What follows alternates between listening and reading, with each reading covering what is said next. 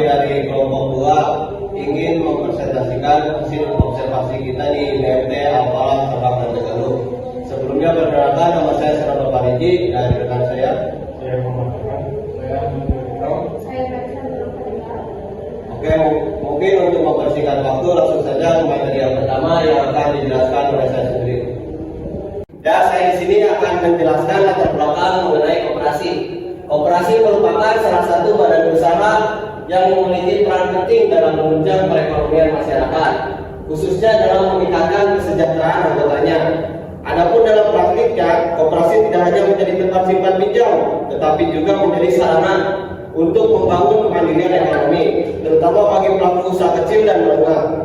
Salah satu bentuk koperasi yang berkembang di tengah masyarakat, seperti yang telah kita observasi kemarin, yaitu koperasi simpan pinjam dan pengembangan syariah atau sering disebut KSPPS, yang menjalankan kegiatan usaha berdasarkan prinsip-prinsip syariat Islam.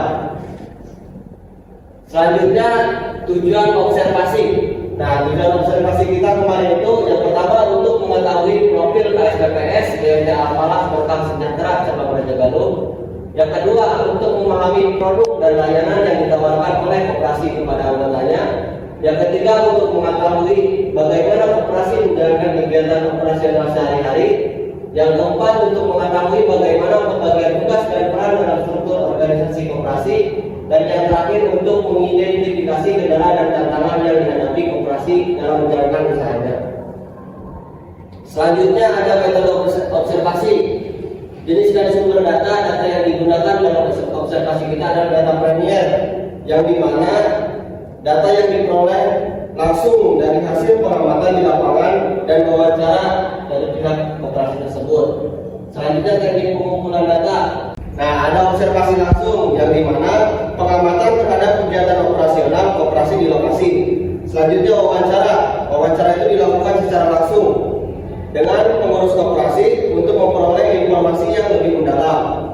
Dan yang terakhir itu dokumentasi. Dokumentasi itu pengumpulan data melalui dokumen-dokumen pendukung seperti struktur organisasi, brosur produk, dan serta laporan koperasi. Dan untuk lokasi dan waktu observasinya itu ada di kantor KSPPS BMT Al-Falah Berkah Sejahtera Cabang Tegaluh pada tanggal 26 Mei 2025. Mungkin sekian yang dapat saya jelaskan, selanjutnya akan dijelaskan oleh rekan saya. Selanjutnya ada profil koperasi. Jadi profil koperasi ini kami simpan pinjam dan pembiayaan syariah atau KSPPS BMT Al-Falah Berkah Sejahtera merupakan salah satu lembaga keuangan mikro syariah yang bertujuan untuk memperkuat perekonomian umat. Didirikan pada tanggal 10 November 1995 dan mulai beroperasi secara aktif sejak 14 Desember 1995 yang diresmikan oleh Bapak YR Haji TP Rizli di Masjid Al Sumber, Kabupaten Cirebon. Selanjutnya ada visi dan misi akan disampaikan oleh rekan saya. Baik, di sini saya akan menyampaikan visi dan misi koperasi yang saya observasi bersama kawan-kawan. Visinya adalah menjadi koperasi syariah yang amanah, profesional, dan memberikan manfaat ekonomi serta spiritual bagi umat.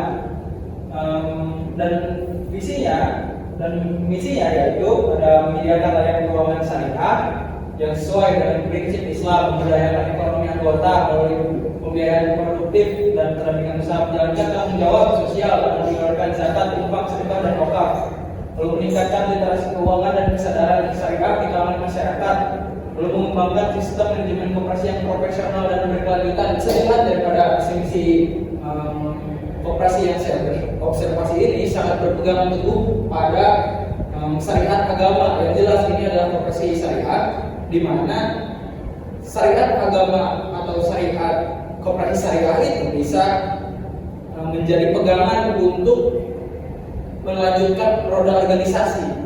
Artinya, ketika kita melakukan prinsip-prinsip agama dalam koperasi, bisa jadi membuat koperasi itu lebih struktur dan sistematis, yang tentunya komprehensif bagi keberlangsungan koperasi di setiap cabangnya ataupun di satu cabang saja. Karena ketika saya melakukan observasi di koperasi ini, si manajernya itu bilang bahwasanya ada beberapa perbedaan antara nilai syariah dan non syariah. Yang pertama dari akad. Non syariahnya itu biasanya ketika koperasi non syariah langsung saja memberikan patokan harga, sedangkan di syariah bisa nego, seperti kita COD langsung pengalaman A bisa diturunkan ke A bisa dikurangin ke harganya, seperti itulah ya. Selanjutnya ada struktur organisasi dan manajemen di BRT Alpala. Ada pengurus, pengawas, manajer cabang, dan staf administrasi dan petugas lapangan. Saya akan menjelaskan satu persatu. Pengurus itu membuat kebijakan strategis dan mengarahkan jalannya operasi. Lalu pengawas berfungsi sebagai lembaga kontrol terhadap manajemen dan keuangan. Lalu manajer cabang ini memimpin kegiatan operasional cabang di masing-masing wilayah. Selanjutnya staf administrasi dan petugas lapangan. Staf administrasi dan petugas lapangan ini melayani anggota, mencatat transaksi, serta melakukan kunjungan langsung kepada anggota untuk pengumpulan angsuran. Selanjutnya ada produk dan layanan. Produk dan layanan BRT Alpala di sini ada simpanan, pembiayaan, layanan sosial. Di simpanan ini ada wadah, mudharabah, simpanan menjaga atau sedekah. Di pembiayaan ada murabahah, musyarakah, dan fardhu hasan. Lalu layanan sosial, pengelolaan zakat, infak, dan sedekah, program wakaf tunai untuk pembangunan fasilitas umum, santunan untuk yatim dan duafa, program kesehatan gratis, dan bantuan kebencanaan. Selanjutnya ada jangkauan wilayah dan cabang. Jadi BRT Alpala ini memiliki beberapa cabang dan pusat. Yang pertama kantor pusatnya di Sumber, Kabupaten Cirebon. Lalu cabangnya ada di Perum, Kabupaten Cirebon. Lalu cabang Lemah Abang, Kabupaten Cirebon, Ciletung, Kabupaten Cirebon, Raja Galuh, Kabupaten Majalengka, Kadipaten, Kabupaten Majalengka, Karangapel, Kabupaten Indramayu, cabang Kramat Mulia, Kabupaten Kuningan, dan KCPA Jawinangun, Kabupaten Cirebon. Selanjutnya akan disampaikan oleh rekan saya. Di sini ada analisis yang kami gunakan, ada secara historis, secara kelembagaan, pada aspek produk dan layanan, dan dari segi partisipasi anggota. Secara historis, mungkin tadi di belakang sudah dijelaskan oleh kawan-kawan saya bahwasanya koperasi ini berdiri pada tahun 1995. Lalu pada secara kelembagaan, tentunya sudah pasti melakukan manajemen sumber daya manusia, yang dimana struktur organisasi yang dilakukan di koperasi ini sudah terstruktur sebagaimana mestinya dan secara menyeluruh bisa merawat anggota-anggota yang ada pada koperasi tersebut. Lalu pada aspek produk dan layanan tadi sudah dijelaskan, mungkin saya akan menambahkan sedikit bahwasanya koperasi syariah ini melakukan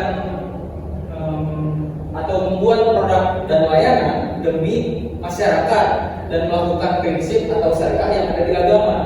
Kan yang sudah saya jelaskan tadi bahwasanya agama itu sebagai kerangka untuk menunjang kemajuan masyarakat. Yang artinya di situ bisa dilihat dari maknanya bahwasanya agama ini mengajarkan kita untuk berbaik hati secara akhlak dan secara moral, sehingga bisa melahirkan produk dan layanan untuk masyarakat-masyarakat yang bisa dibilang ingin terlibat atau ingin menjadi masyarakat yang lebih baik.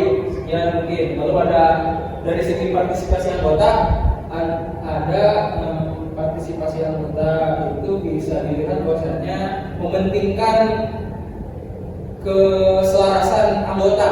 Jadi karena melakukan prinsip atau melihat daripada kerangka agama bahwasanya koperasi syariah tentunya bisa dilihat ingin memajukan masyarakat secara komprehensif agar ketika anggota itu bergabung tidak hanya sekedar bergabung tetapi bisa memanfaatkan ruang-ruang yang diberikan oleh manajer koperasi.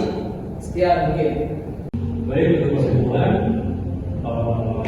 berdasarkan hasil observasi dan wawancara yang dilakukan di BRT Alpala dapat disimpulkan bahwa operasi ini menjalankan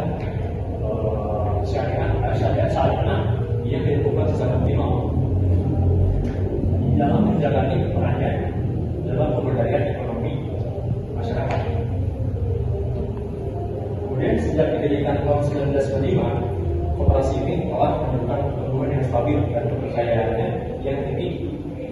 Hal ini tercermin dari banyaknya contohnya yang tersebar produk keuangan berbasis syariah, beragam, serta kegiatan sosial yang menyentuh masyarakat secara langsung.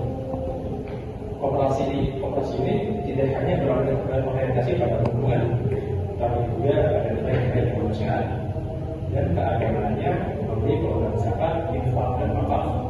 Selain itu, kegiatan edukatif yang rutin dilakukan membuktikan bahwa koperasi berkomitmen terhadap peningkatan literasi digital, peningkatan UPSDM, serta perluasan pemahaman masyarakat mengenai prinsip koperasi secara umum. Mungkin sekian presentasi yang dapat kami sampaikan. Kurang lebihnya mohon maaf. Wassalamualaikum warahmatullahi wabarakatuh.